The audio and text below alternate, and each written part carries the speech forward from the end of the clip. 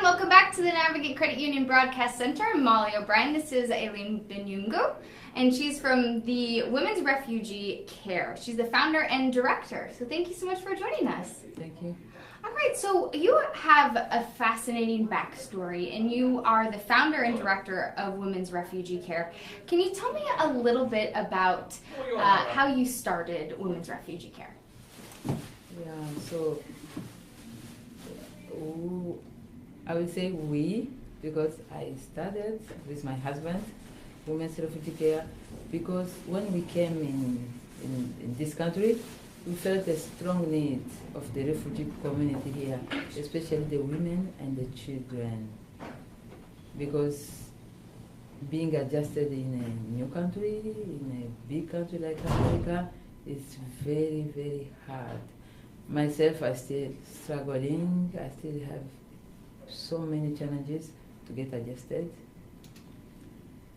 I said that we need to stand up for our community to make sure how they are getting adjusted day by day, because it's not easy. I can't imagine how difficult it might be to come to a new country and to meet people, and must be very overwhelming. When did you come here? So we came 3 years ago. Yeah, we came. I am from the Congo, and I left 9 years ago because I was a human rights back home with my husband, because we usually work together since back home. So we had some misunderstanding with our government. It's not easy when you want to speak out, and when the government is a dictatorship one, we had to leave.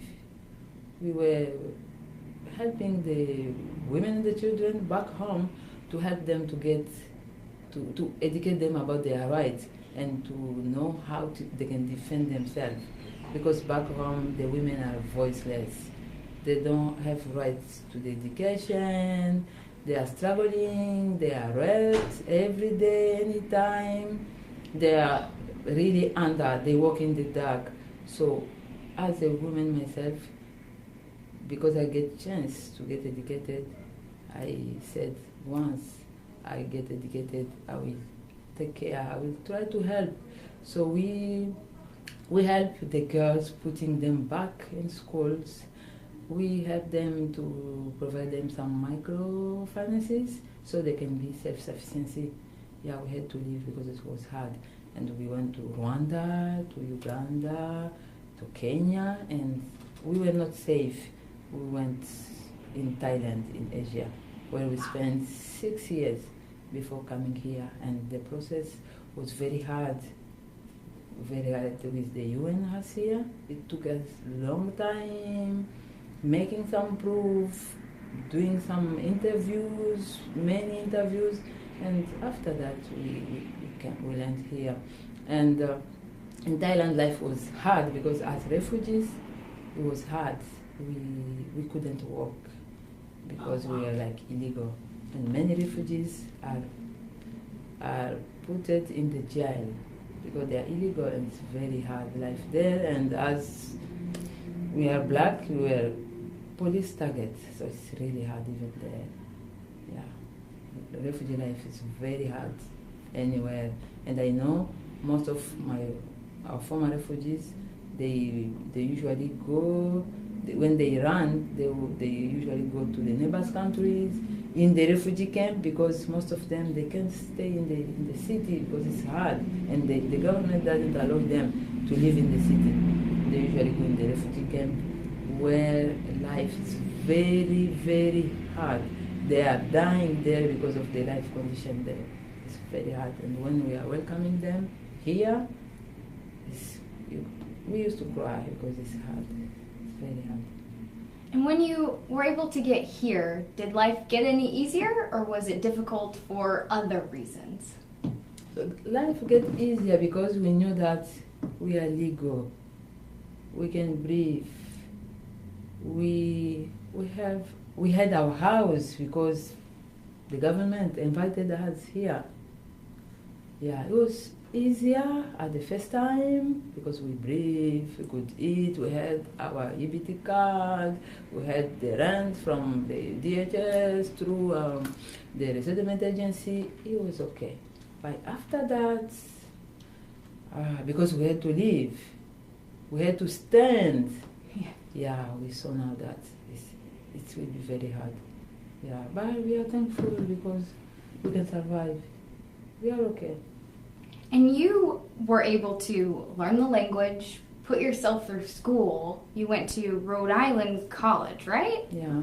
And got a degree, and now you're helping others come here, and you're helping other refugees. Why is it important for you to help women and children specifically? Yeah, so in the Congo we don't speak English. English is very hard, and I speak more than 7 languages. Good. Wow. Good for you. Yeah, because in the Congo we speak 5 languages. Wow. According to different places, north, south, west, and we have the French like official for the school and the offices. And I had to speak all the languages because of my work, because I had to go around. Lingala, Chiluba, Chikongo, and Swahili. The east side is Swahili, my part, and it's where the war is violent because of the mineral resources and the borders, so it's very complicated. Yeah, and I learned the Thai in Thailand. I learned the Italian because I was working with Italian people, the missionaries in my country for a long time, and I went to Venice for 9 months just for the language. So you're very, very smart. And I speak my tribes, my parent language.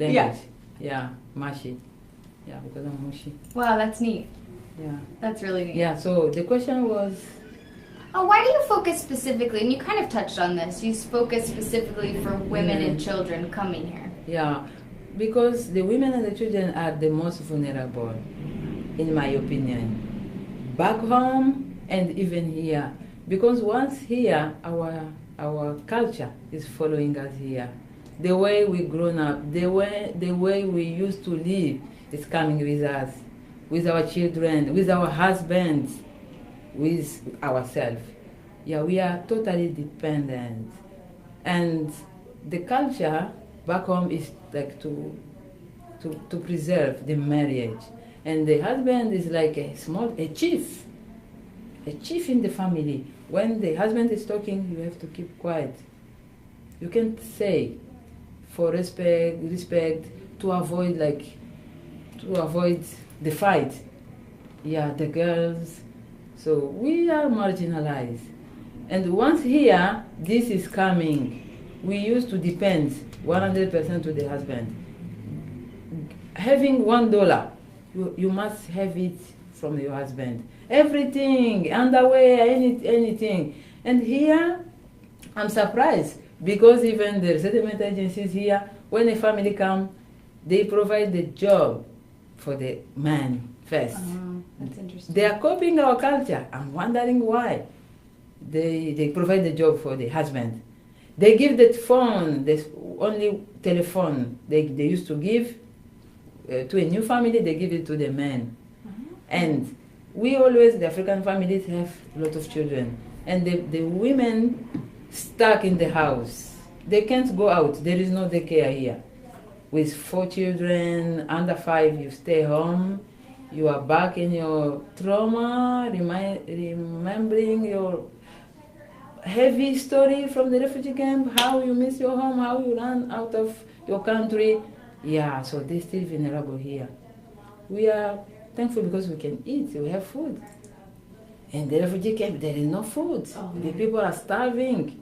And even the Congo for now, because of the government, because of the war, because all the agriculture, the farms are in the villages. And the war in the Congo is in villages. People run out of the villages, they all in the city. So it's hard in the cities.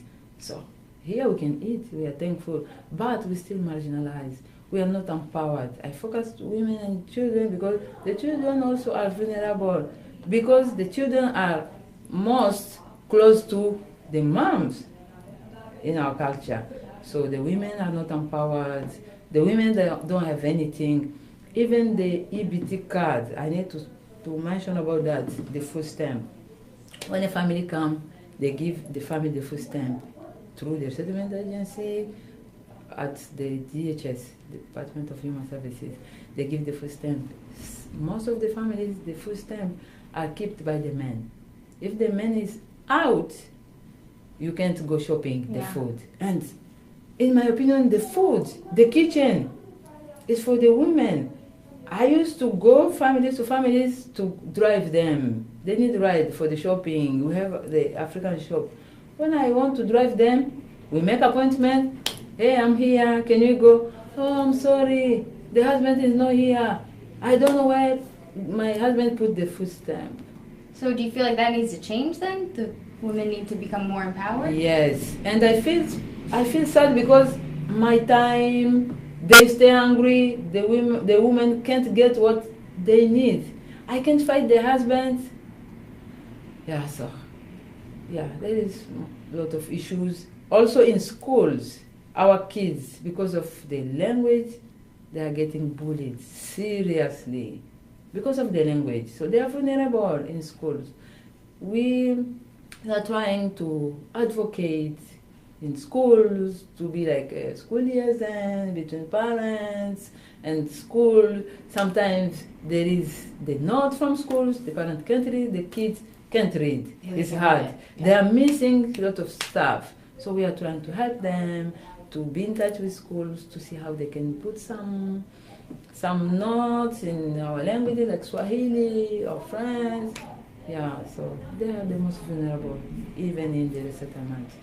Well, thank you so much for joining us. We're going to wrap things up here. Really appreciate it. And we wanted to reach out to you because you are actually being honored by RI Now, and so we're congratulating you for that.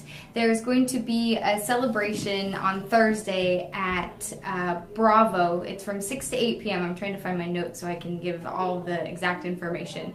Let's see. So it's a Rhode Island National Organization for Women. It's a Women Making History event, Thursday from 6 to 9 p.m. So they're honoring a couple of women, and you are one of them for all the good work that you're doing in the community. So congratulations to that. Thank you so much. Thank you.